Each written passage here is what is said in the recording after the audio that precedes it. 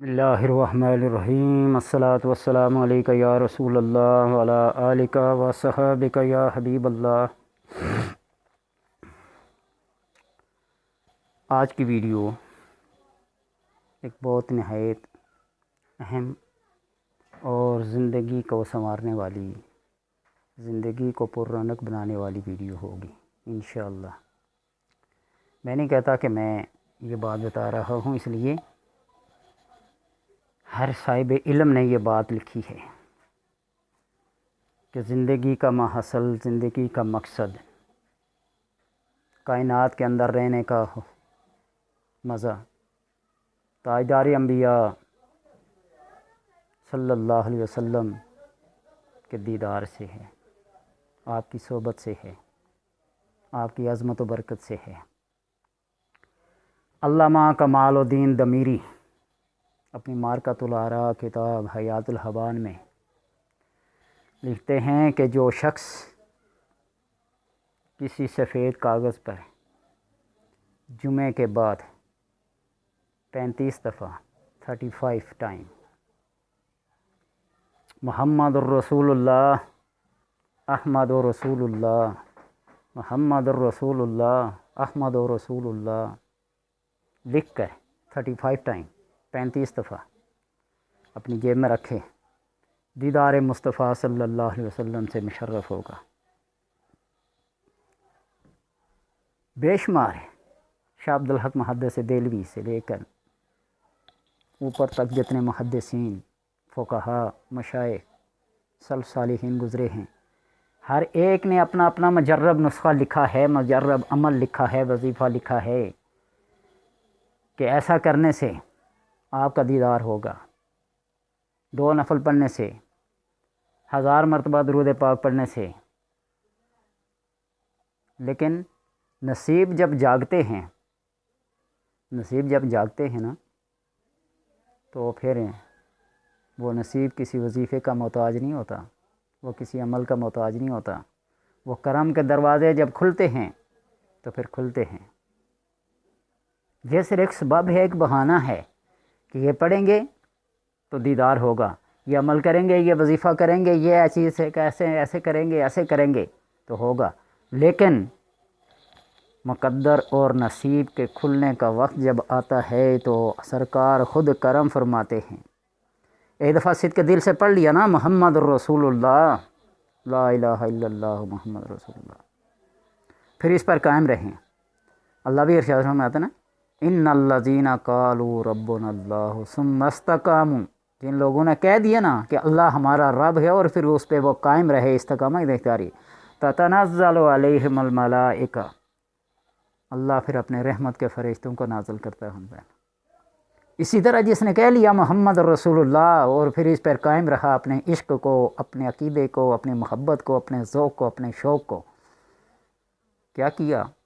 پختہ رکھا، آپ کے ساتھ تعلق جوڑے رکھا، تو پھر کسی وظیفے کی، کسی عمل کی ضرورت نہیں ہے۔ وہ عشق، وہ تعلق، وہ نسبت ہی کافی ہے جو محمد رسول اللہ کے ساتھ ہے۔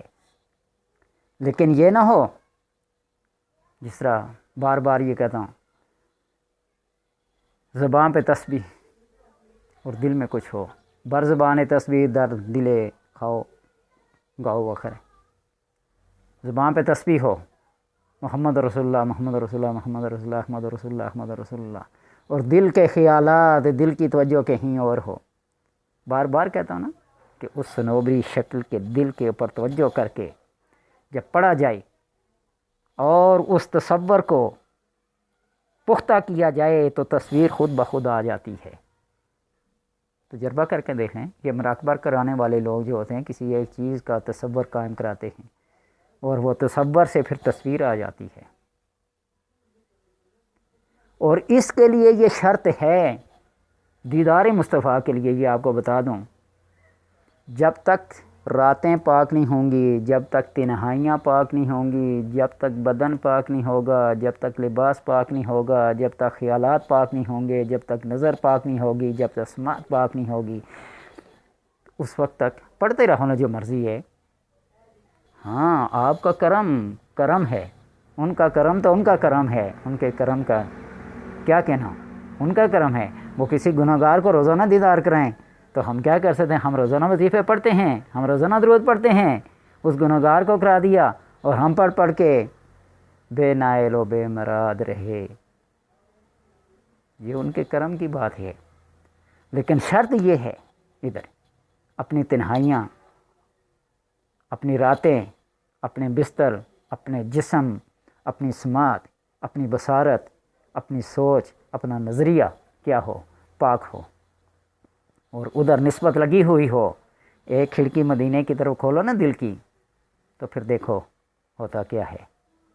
جب تک یہ تنہائیاں پاک نہیں ہوں گی، لاکھ وظیفے کرتے رہو. مجھ سے اکثر لوگ پوچھتے ہیں کوئی ایسا نسخہ بتاؤ، تو میں تو کہتا ہوں ہاں ایک کھلی سی عام ہے.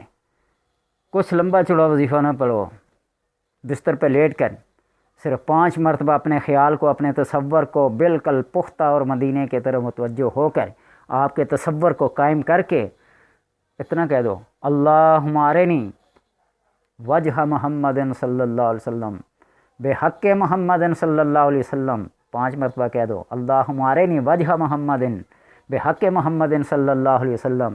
اے اللہ مجھے چہرہ مصطفیٰ دکھا دے بے حق محمد، اسی محمد صلی اللہ علیہ وسلم کے صدقے، انہی کے وسیلے سے مجھے چہرہ مصطفیٰ دکھا دے. صبر قائم کرو، دیکھو کیا ہوتا ہے. اپنے تصور کو قائم کرنا ذرا مشکل ہے، ذرا قائم کر کے دیکھو، عادت بنا لو. ایک خاتون کے بارے میں ہے، اس نے اپنا وتیرہ بنا لیا، اپنا معمول بنا لیا. اٹھتے بیٹھتے چلتے پھرتے مصیبت خوشی غمی ہر وقت یا رسول اللہ یا رسول اللہ یا رسول اللہ. مر گئی، قبر کے سوالات شروع ہوئے، منکر نکیر آئے. من رب کا یا رسول اللہ، ما دین کا یا رسول اللہ، ما کنت تقول فی ھذا حق الرجل یا رسول اللہ. رشتے بھی حیران، یہ کیا کہہ رہی ہے.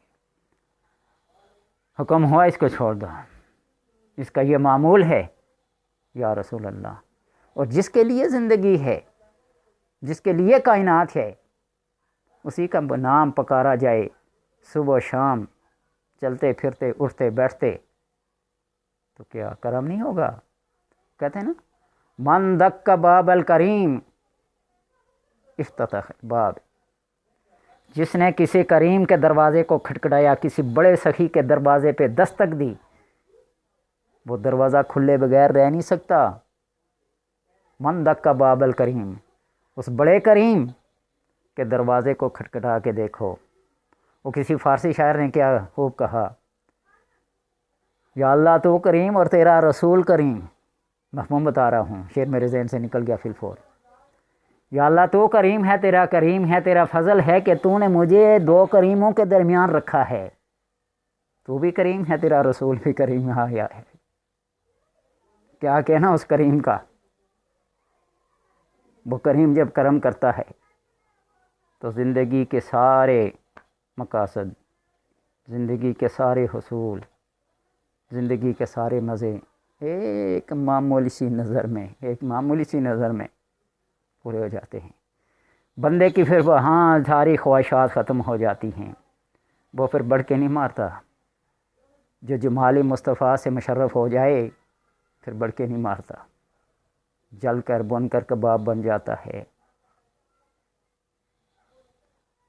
امام غزالی رحمۃ اللہ تعالیٰ نے لکھا ہے نا، یہ کائنات ہے، یہاں نیک و بد برابر چل رہے ہیں. اگر سارے کے سارے نیک بن جائیں تو کائنات کا نظام ٹھپ ہو جائے. عالم فاضل سارے خاموشی سے خوف خدا کی وجہ سے نہ کچھ بول پائیں نہ کچھ لکھ پائیں. ان گناہ گاروں کی وجہ سے بھی نظام ہستی چل رہا ہے.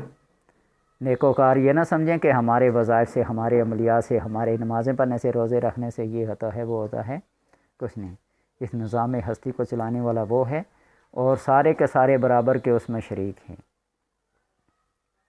اللہ تبارک و تعالیٰ سے دعا ہے کہ عشق نبی کی شمع کو ہر دل کے اندر فروزاں رکھے اللہ، زندہ و جاویداں رکھے اللہ. جب یہ شمع بجھ جائے تو پھر زندگی بجھ جاتی ہے، جب یہ مانند پڑ جائے تو زندگی ختم ہو جاتی ہے. اللہ سے دعا ہے کہ اس شمع کو ہمیشہ دلوں کے اندر فروزاں در فروزاں، روشن در روشن رکھے. اللہ توفیق دے سب کو.